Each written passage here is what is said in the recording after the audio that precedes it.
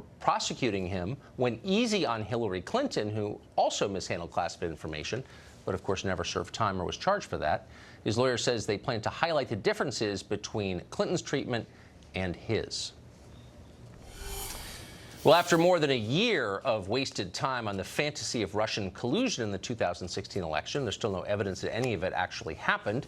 That doesn't mean that lives haven't been destroyed. Many have been, beginning with George Papadopoulos, who at the time was a 28-year-old unpaid advisor to the campaign. He later pled to a charge of making false statements to federal investigators looking into Russia. He has not yet been sentenced. Simona Mangiante Papadopoulos is his wife, and she joins us tonight. Mrs. Papadopoulos, thanks for coming on. Thank you for hosting me. Good evening. So you married your husband after this investigation began, after he became famous for his purported collusion with Russia. You're confident he did not collude in any way with the Russian government?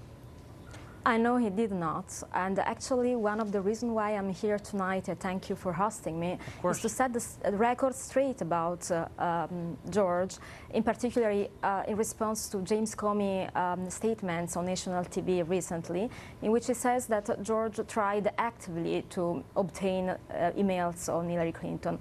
This statement is completely false. George never had any interaction with the Russians.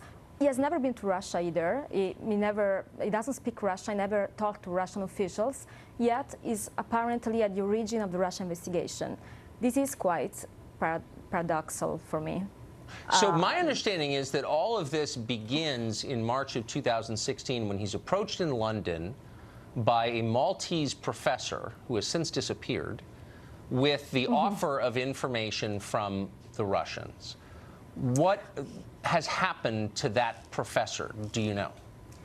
Well, I know personally this professor because I used to work with them.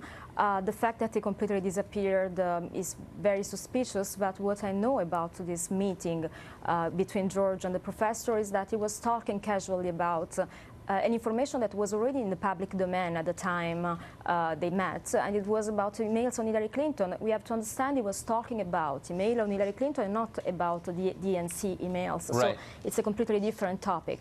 It was a gossip conversation, very casual, that George voluntarily reported to the FBI at the time of their interview, and it became apparently the reason why people think he is at the origin of anything so-called collusion, but actually never colluded with the Russian. He didn't do anything in Russia. Even his job, his work was completely focused in the Middle East, in particular in Israel. No, of course. He worked at the Hudson Institute here and was a big proponent of Israel. So this professor, who do you think he was working for? What was that about? And where do you think he's gone? What was his agenda? I honestly have no idea. My personal opinion, which I shared in different interviews, is that he's a very shady character. He could be in Italy. Recently, I heard he doesn't want to appear publicly because of the situation he's involved into indirectly through George. But my understanding is that he was gossiping about emails. And again, I remember this information was already highly speculated by all media all over the world at the time. So there was nothing secret about that.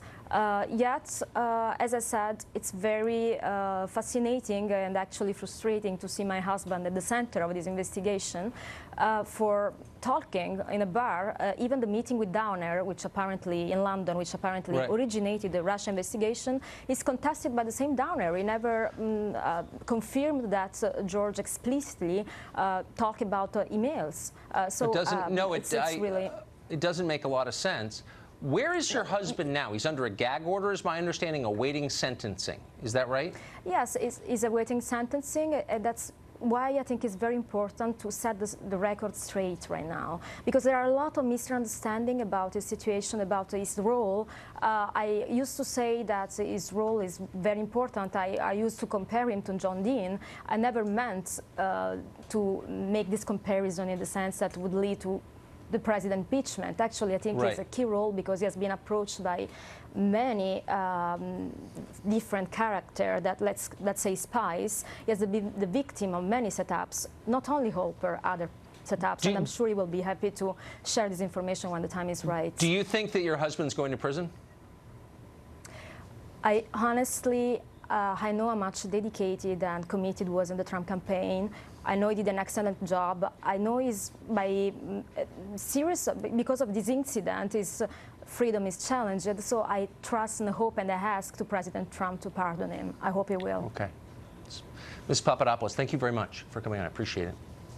Thank you. A couple of years ago, while nobody was watching, the Obama administration